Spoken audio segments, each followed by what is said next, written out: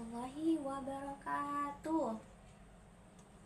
Selamat malam dan salam sejahtera untuk kita semua. Yang saya hormati Bapak Naufal Qadri Syarif SPD MPD selaku dosen pengampu mata kuliah Kapita Selekta serta rekan-rekan mahasiswa yang saya banggakan. Pertama-tama, marilah kita panjatkan puji dan syukur atas kehadirat Allah Subhanahu wa Ta'ala, karena atas limpahan rahmat dan karunia-Nya sehingga kita masih diberikan kesehatan hingga pada hari ini. Perkenalkan, saya Dani Sahira mewakili kelompok 2 akan memaparkan isi makalah tentang rendahnya tingkat literasi di Indonesia. Topik ini sangat penting dan relevan, mengingat bahwa kemampuan literasi bukan hanya menjadi pondasi dalam dunia pendidikan, tetapi juga sebagai modal utama dalam menghadapi tantangan global di era modern ini. Nah, dalam makalah kami akan mengangkat beberapa pertanyaan penting, di mana rumusan masalahnya yang pertama, apa yang dimaksud literasi? Kedua, bagaimana kondisi literasi di Indonesia saat ini? Ketiga, apa saja faktor-faktor penyebab rendahnya literasi? Kemudian, apa dampak bagi individu dan bangsa? Kemudian, apa solusi dan praktik baik yang bisa diterapkan? Nah, tujuannya tentu untuk memberi gambaran menyeluruh tentang problem literasi dan mendorong kesadaran serta aksi kolektif dalam mengatasinya. Dalam era globalisasi dan kemajuan teknologi, literasi menjadi keterampilan dasar yang sangat penting. Literasi tidak hanya terbatas pada membaca, menulis, tetapi mencakup kemampuan memahami, mengolah, dan menggunakan informasi secara bijak. Tingkat literasi yang baik berpengaruh langsung terhadap kualitas hidup, di mana kualitas hidup ini berpengaruh pada seorang individu dan juga kemampuan suatu bangsa. Namun, kondisi literasi Indonesia masih tergolong rendah berdasarkan survei PISA 2019, di mana Indonesia menempati peringkat ke-62 dari 70 negara dalam hal kemampuan membaca. Skor tersebut semakin menurun pada PISA 2022, di mana Indonesia hanya memperoleh skor 359, di mana jauh di atas rata-rata negara OECD. Bahkan di kalangan orang dewasa sekitar 70% hanya mampu memahami teks pendek dan sederhana, serta kesulitan menyelesaikan soal-soal yang lebih kompleks.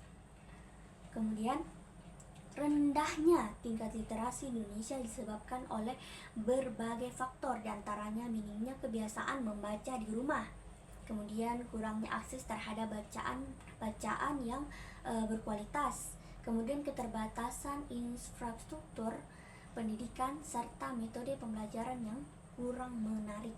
Nah, budaya membaca sebelum tumbuh menjadi kuat, dan literasi masih sering dipahami sebatas kewajiban akademik, bukan sebagai kebutuhan hidup. Nah, dampaknya sangat luas, mulai dari rendahnya prestasi belajar siswa, kemudian meningkatnya kecanduan media sosial, mudahnya penyebaran hoaks, hingga lemahnya daya saing bangsa di era global. Oleh karena itu, diperlukan sinergi dari semua pihak, baik pemerintah, sekolah, guru, orang tua, serta masyarakat, untuk menjadikan literasi sebagai bagian dari budaya hidup sehari-hari. Nah, atas dasar inilah kami menyusun makalah yang berjudul isu kami, yaitu rendahnya tingkat literasi Indonesia, untuk mengkaji lebih dalam tentang kondisi literasi nasional, faktor penyebab, dampak yang ditimbulkan, serta solusi dan praktik baik yang dapat menjadi inspirasi dalam meningkatkan budaya literasi di Indonesia. Oke, selanjutnya saya akan menjelaskan tentang konsep dasar literasi. Yang pertama, pengertian literasi. Nah, secara umum, literasi adalah kemampuan seseorang dalam membaca, menulis, memahami, dan menggunakan informasi dalam kehidupan sehari-hari. Nah, menurut UNESCO, Literasi mencakup keterampilan mengenali, memahami, menafsirkan, menciptakan, berkomunikasi, dan berhitung melalui teks atau simbol dalam berbagai konteks. Literasi bukan hanya sekedar kemampuan akademik, melainkan kecakapan hidup yang penting untuk berpartisipasi secara aktif dalam masyarakat modern. Nah, Kementerian Pendidikan dan Kebudayaan Indonesia juga menegaskan bahwa literasi melibatkan kemampuan mengakses, memahami, mengevaluasi, dan menggunakan informasi secara bijak melalui kegiatan seperti membaca, menyimak, menulis, dan berbicara, serta berpikir kritis dalam menanggapi informasi. Nah, adapun komponen-komponen literasi. Literasi terdiri dari beberapa komponen penting seperti pertama, literasi dasar. Literasi dasar itu seperti contohnya membaca, menulis, berhitung, dan berbicara. Sedangkan literasi perpustakaan yaitu keterampilan dalam mengakses dan memanfaatkan sumber referensi seperti katalog, indeks, atau sistem klasifikasi buku. Kemudian literasi informasi, di mana literasi informasi adalah kemampuan mencari, menilai, dan menggunakan informasi dari berbagai sumber. Kemudian literasi media dan visual, di mana literasi media visual ini adalah kecakapan memahami pesan-pesan visual atau digital dari media cetak, elektronik, dan daring. Sedangkan literasi teknologi itu adalah kemampuan menggunakan perangkat digital dan memahami informasi dalam bentuk digital secara etis dan efisien. Kemudian dimensi literasi dasar. Menurut panduan Gerak Literasi Nasional, terdapat 6 dimensi literasi dasar, yaitu literasi baca tulis, literasi numerasi, literasi sains, literasi digital, literasi finansial, literasi budaya, dan kewarganegaraan. Keenam dimensi ini dibutuhkan dalam kehidupan sehari-hari dan menjadi pondasi untuk membentuk masyarakat yang cerdas, mandiri, dan tangguh. Kemudian 4. Tingkatan literasi. Literasi berkembang secara bertahap tergantung dari lingkungan dan pengalaman belajar seseorang.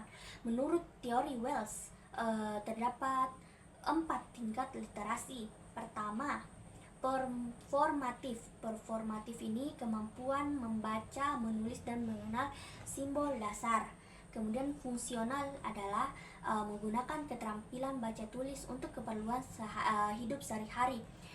Kemudian informasional, di mana mengakses dan memahami pengetahuan dengan membaca. Kemudian epistemik adalah mampu berpikir kritis dan menghasilkan pengetahuan baru melalui bahasa dan literasi. Nah, apa sih pentingnya itu literasi? Nah, literasi penting dalam meningkatkan kualitas pendidikan, membuka wawasan, serta mempersiapkan individu menghadapi tantangan zaman.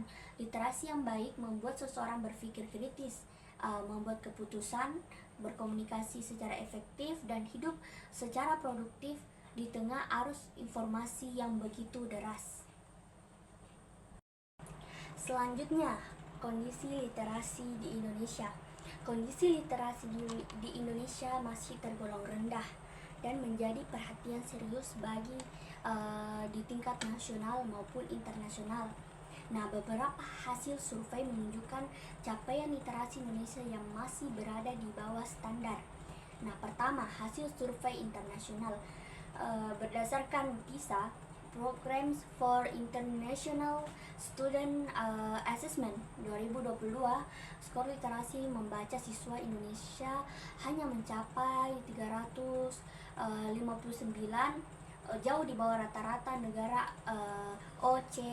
OECD yang berkisar antara 472 hingga 480. Nah, dalam survei PISA ini, PISA 2018, sekitaran 70% siswa Indonesia berada di bawah level 2 dalam kemampuan membaca, yang artinya mereka masih kesulitan memahami informasi dasar dari teks pendek. Nah, UNESCO pada tahun 2016 mencatat bahwa Indonesia berada di peringkat 60 dari 61 negara dalam indeks literasi dunia. Kemudian yang kedua adalah hasil asesmen nasional atau AKM, di mana hasilnya itu yang dilakukan secara nasional menunjukkan banyaknya siswa yang kesulitan. Pertama, kesulitan menangkap makna implisit dalam teks. Kedua, membandingkan dan menilai keakuratan informasi.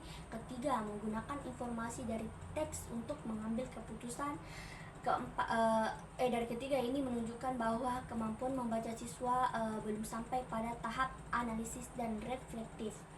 Yang ketiga adalah akses dan kebiasaan membaca yang rendah. Nah, survei BPS tahun 2018 menunjukkan hanya 14,92% penduduk berusia di atas 10 tahun yang membaca surat kabar atau majalah. Menunjukkan banyak daerah-daerah akses terhadap bahan bacaan berkualitas masih sangat terbatas. Nah, adapun dulu anak-anak yang di wilayah terpencil lebih banyak membaca buku pelajaran saja, bahkan buku cerita maupun pengetahuan umum. Nah, keempat adalah peran teknologi dan media sosial memberikan dampak yang besar terhadap literasi. Nah, di satu sisi, media sosial dapat mempromosikan kegiatan literasi seperti komunikasi membaca, resensi buku, dan kampanye literasi digital. Namun di sisi lain, media sosial juga menjadi sumber gangguan yang menyebabkan berkurangnya minat baca dan meningkatkan konsumsi konten singkat yang dangkal, seperti yang kita lihat di kehidupan sehari-hari kita. Anak-anak itu kebanyakan bermain TikTok yang seperti pernah dijelaskan di pembelajaran sebelumnya yang ada yang mengangkat tentang isu tersebut. Kemudian kelima adalah ketimpangan wilayah.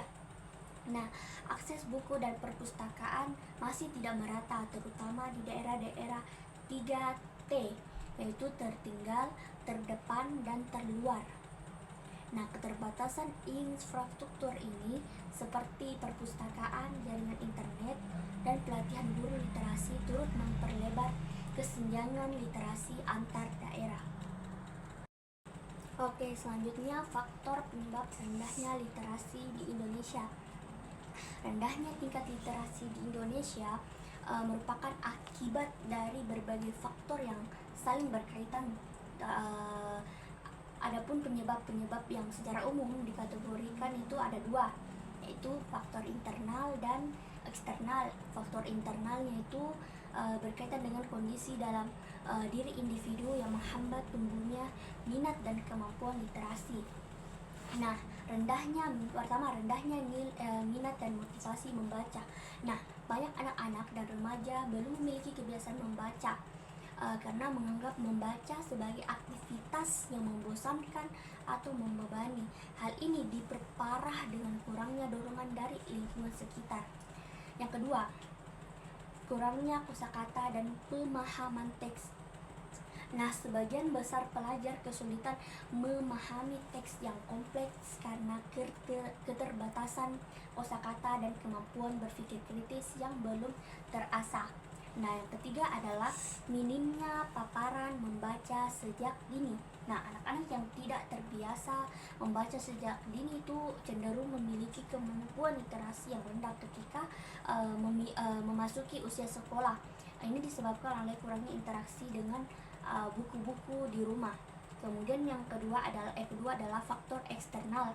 Nah, faktor eksternal ini berasal dari lingkungan sekitar yang tidak mendukung tumbuhnya budaya literasi. Pertama, kurangnya akses terhadap sumber bacaan. Di banyak daerah, khususnya di wilayah terpencil, buku-buku berkualitas sangat sulit didapatkan. Nah, jumlah perpustakaan juga belum mencukupi kebutuhan masyarakat secara nasional. Yang kedua, lingkungan keluarga yang kurang mendukung. Banyak orang tua tidak menyediakan buku di rumah, tidak memberikan contoh membaca, atau bahkan tidak sadar akan pentingnya literasi. Ketika anak tumbuh di lingkungan yang tidak literat, maka mereka juga sulit akan mengembangkan minat bacanya. Kemudian selanjutnya adalah metode pembelajaran di sekolah yang kurang inovatif. Nah, proses belajar yang terlalu menekankan hafalan dan tidak menyenangkan membuat siswa tidak tertarik untuk membaca lebih dalam. Nah, literasi tidak cukup jika hanya diajarkan lewat teori, tapi juga harus dilakukan lewat pendekatan kontekstual dan menyenangkan. Nah, adapun ketimpangan sarana dan prasarana di beberapa sekolah itu masih belum memiliki fasilitas penunjang seperti perpustakaan yang layak, laboratorium, akses internet yang ini bisa menyebabkan ketimpangan kesempatan belajar di antar wilayah. Adapun dampak rendahnya literasi di Indonesia. Rendahnya tingkat literasi bukan sekedar masalah pendidikan, tetapi berpengaruh langsung terhadap kualitas hidup individu. Nah, hal ini berpengaruh langsung terhadap kualitas hidup individu, sosial, ekonomi, dan masa depan bangsa. Dampaknya bisa dirasakan dalam berbagai aspek. Yang pertama, dampak individu. Nah, dampaknya individu itu seperti waktu terbuang tanpa arah, di mana remaja lebih banyak menghasilkan waktu bermain media sosial daripada membaca atau melakukan kegiatan produktif. Akibatnya, waktu belajar dan berpikir kritis itu terabaikan. Kemudian menurunnya konsentrasi dan prestasi belajar. Nah, ketergantungan pada gadget dan minimnya literasi menyebabkan gangguan fokus saat belajar, sehingga berdampak pada nilai akademis dan semangat belajar yang menurun. Nah, kemudian selanjutnya adalah ketergantungan pada informasi cepat dan dangkal. Nah, rendahnya kemampuan memahami teks panjang membuat banyak orang hanya tertarik pada informasi yang instan tanpa menguji kebenarannya. Selanjutnya adalah rendahnya kemampuan berpikir kritis dan komunikatif. Nah, individu yang literasinya rendah cenderung tidak mampu menyampaikan pendapat secara logis atau mengevaluasi informasi dengan baik. Nah, selanjutnya adalah yang kedua, dampak sosial. Pertama adalah rentan terhadap hoaks dan kejahatan digital. Nah, rendahnya literasi membuat masyarakat mudah percaya pada berita palsu, penipuan daring, bahkan terjebak pada konten-konten negatif seperti judi online atau ujaran kebencian. Kedua adalah perilaku apatis dan antisosial. Perilaku apatis dan antisosial ini di mana terlalu sering mengakses media sosial tanpa kemampuan menyaring informasi bisa menumbuhkan sikap individualis dan kurang peduli terhadap lingkungan sekitarnya. Nah, kemudian minimnya partisipasi dalam komunitas dan demokrasi. Masyarakat dengan literasi rendah itu cenderung pasif, kurang berpendapat, dan enggan terlibat dalam kegiatan sosial atau pengambilan keputusan bersama. Yang ketiga, dampak pada pendidikan dan dunia kerja. Nah, kesulitan memahami pelajaran siswa dengan literasi rendah itu mengalami hambatan dalam memahami teks pelajaran, soal-soal ujian, hingga instruksi tugas. Pertama itu keterbatasan daya saing di dunia kerja. Individu yang tidak terbiasa membaca dan berpikir analitis akan sulit beradaptasi dengan tuntunan kerja yang menuntut kreativitas, kolaborasi, dan pemecahan masalah. Nah, kedua adalah wawasan yang sempit dan pola pikir yang negatif. Nah, minimnya bacaan mempersempit sudut pandang dan membuat seseorang mudah terpengaruh oleh pemahaman sempit dan radikalisme. Yang keempat adalah dampak terhadap bangsa dan negara. Penurunan kualitas sumber daya manusia atau SDM itu di mana generasi dengan kemampuan literasi rendah sulit membangun peradaban yang kompetitif, produktif, dan inovatif. Kemudian selanjutnya adalah rendahnya daya saing nasional. Berdasarkan data PISA dan indeks literasi global, Indonesia itu tadi tertinggal jauh dari negara-negara seperti Singapura, Finlandia, atau Vietnam dalam kemampuan literasi dasar. Nah, selanjutnya adalah tingginya angka kemiskinan dan pengangguran. Nah, tanpa literasi yang kuat, seseorang sulit keluar dari kemiskinan karena tidak mampu mengikuti perkembangan zaman, pendidikan, dan dunia usaha. Selanjutnya adalah upaya dan solusi peningkatan literasi di Indonesia. Nah, rendahnya tingkat literasi di Indonesia perlu diatasi dengan langkah yang konkret, terarah, dan melibatkan berbagai pihak. Upaya peningkatan literasi tidak hanya tanggung jawab sekolah atau pemerintah, tapi juga membutuhkan sinergi antara guru, orang tua, masyarakat, dan media. Nah, upaya pertama adalah upaya yang telah dilakukan itu yang pertama gerakan literasi sekolah, di mana singkatannya adalah GLS, di mana Kementerian Pendidikan dan Kebudayaan itu merancang program GLS yang salah satu bentuknya adalah kegiatan membaca 15 menit sebelum pelajaran dimulai. Ini bertujuan untuk menanamkan kebiasaan membaca dan meningkatkan pemahaman siswa terhadap bacaan non-akademis. Hal ini pernah saya alami saat saya melakukan kampus mengajar di SD 73 Parepare. Selanjutnya adalah pembelajaran abad ke-21, mengacu pada prinsip belajar untuk tahu, belajar untuk melakukan, dan belajar untuk menjadi, dan belajar untuk hidup bersama, di mana sekolah didorong untuk menerapkan metode yang kreatif dan kolaboratif agar siswa aktif dan berpikir kritis. Kemudian selanjutnya adalah pelibatan guru sebagai agen literasi. Nah, guru dituntut tidak hanya mengajar mata pelajaran tetapi juga menjadi role model literasi dengan menciptakan pembelajaran yang kontekstual, menyenangkan, dan mendorong minat membaca serta menulis siswa. Selanjutnya ada program pemerintah dan komunitas seperti pengadaan buku-buku gratis di daerah-daerah terpencil, kemudian pembangunan pojok baca, serta pelatihan guru yang dilakukan oleh komunitas pendidikan dan lembaga pemerintah seperti Balai Bahasa dan Perpustakaan Nasional. Kemudian yang kedua adalah solusi strategis peningkatan literasi. Pertama, keteladanan dari keluarga dan sekolah. Nah, orang tua dan guru perlu menjadi contoh. Anak-anak akan menjadi lebih termotivasi membaca jika mereka melihat orang dewasa di sekitarnya juga gemar membaca. Nah, budaya literasi perlu dimulai dari rumah dan diperkuat di sekolah. Yang kedua adalah peningkatan akses bahan bacaan berkualitas. Nah, perlu pemerataan distribusi buku ke daerah-daerah terpencil serta pengembangan perpustakaan sekolah dan digital yang menarik sesuai dengan minat serta usia siswa. Kemudian yang ketiga adalah pengembangan program literasi berbasis proyek. Nah, di mana mendorong siswa untuk membuat produk literasi seperti resensi buku, cerita pendek, poster informatif, laporan proyek, dan ini bisa diintegrasikan literasi dengan mata pelajaran lain secara menyenangkan. Kemudian keempat adalah penguatan literasi digital dan media sosial. Nah, literasi tidak hanya tentang membaca buku cetak. Nah, kemampuan di mana ini literasi adalah kemampuan memilah informasi di internet dan media sosial juga penting agar siswa tidak mudah terpengaruh hoax dan informasi yang menyesatkan. Kemudian selanjutnya adalah yang kelima, pelatihan guru secara berkelanjutan. Nah, guru perlu diberikan pelatihan terkait strategi pembelajaran berbasis literasi, di mana penggunaan teknologi dalam pengajaran serta pembuatan bahan ajar interaktif yang kontekstual.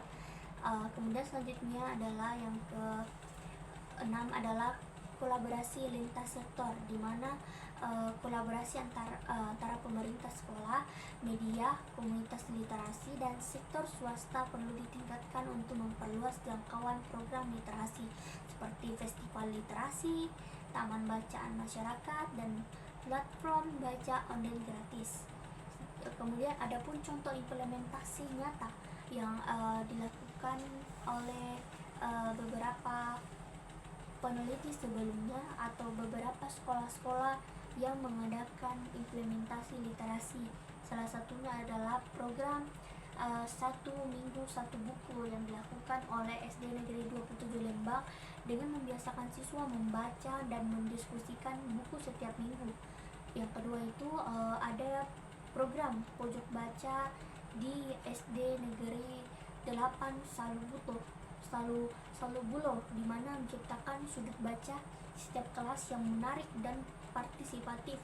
Kemudian yang ketiga itu ada program pelatihan guru dan pendampingan kelas di SD Negeri Dangarko, di mana di sini meningkatkan kompetensi guru dalam mengajarkan literasi. Selanjutnya literasi terpadu dengan kebun sekolah di SD Negeri 36 Latupa, di mana di sini mengaitkan kegiatan menulis dengan pengalaman nyata siswa. Nah, selanjutnya adalah studi kasus atau praktik baik literasi. Meskipun banyak tantangan, berbagai sekolah telah menunjukkan inovasi dan praktik baik yang bisa menjadi contoh dalam meningkatkan literasi. Salah satunya itu yang ada dalam makalah kami yang pertama, SD Negeri 27 Lembang 27 Lembang di Palopo, di mana mengadakan program Sami Saku, satu minggu satu buku, di mana siswa memilih satu buku setiap minggu untuk dibaca di rumah lalu mendiskusikannya di kelas. Kemudian guru, siswa, dan orang tua bekerja sama membentuk budaya membaca yang konsisten. Kemudian yang kedua adalah SD 29 Songka di Palopo, di mana mengadakan program ekstrakurikuler literasi dan numerasi, di mana 2 kali sebulan itu siswa mengikuti permainan edukatif dan kuis berbasis bacaan serta berhitung. Nah, metode interaktif ini terbukti meningkatkan minat dan kemampuan dasar siswa. Selanjutnya adalah yang ketiga, SD Negeri 8 Salubulo, di mana diadakan program pojok baca kelas. Setiap kelas memiliki sudut baca yang dihiasi menarik dan diisi buku-buku yang sesuai dengan usia. Nah, guru siswa ini bersama-sama memperbarui koleksi dan menciptakan ruang belajar yang liberal. Kemudian SD Negeri Dangrako di Palopo, di mana mengadakan program pelatihan dan mentoring, di mana guru literasi ini atau guru dilatih untuk didampingi langsung dalam mengajar literasi. Hasilnya, guru lebih percaya diri dan siswa menunjukkan peningkatan dalam kemampuan baca tulis. Yang kelima adalah SD Negeri 36 Latupa di Palopo, yaitu programnya literasi terpadu dengan kebun sekolah, yaitu di mana siswa menulis laporan tentang pertumbuhan tanaman di kebun sekolah melalui pendekatan berbasis proyek dan mengaitkan literasi dengan kegiatan nyata sehingga lebih kontekstual dan menarik. Nah, adapun kesimpulannya yaitu literasi bukan hanya sekedar membaca atau menulis, tetapi mencakup kemampuan berpikir kritis, memahami informasi, dan menerapkan dalam kehidupan nyata. Nah, tingkat literasi di Indonesia ini masih sangat rendah, di mana menuntut kita untuk berbenah secara sistematis. Kemudian adapun rekomendasinya dari pemerintah adalah kebijakan literasi yang terintegrasi dan pengadaan buku secara merata. Kemudian sekolah menciptakan program literasi tematik yang kreatif, sedangkan guru itu adalah menjadi role model dan fasilitator dalam pembelajaran literasi. Kemudian orang tua menjadi pendamping anak di rumah, sedangkan masyarakat itu menciptakan lingkungan sosial yang liberal. Nah, demikianlah penjelasan makalah kami mengenai rendahnya tingkat literasi di Indonesia. Harapan kami melalui kerjasama lintas sektor dari pemerintah hingga keluarga, literasi dapat tumbuh menjadi budaya yang mengakar kuat. Nah, mari kita mulai dari diri kita sendiri, membaca lebih banyak, menulis lebih sering, dan berpikir kritis. Terima kasih atas perhatiannya. Wassalamualaikum warahmatullahi wabarakatuh.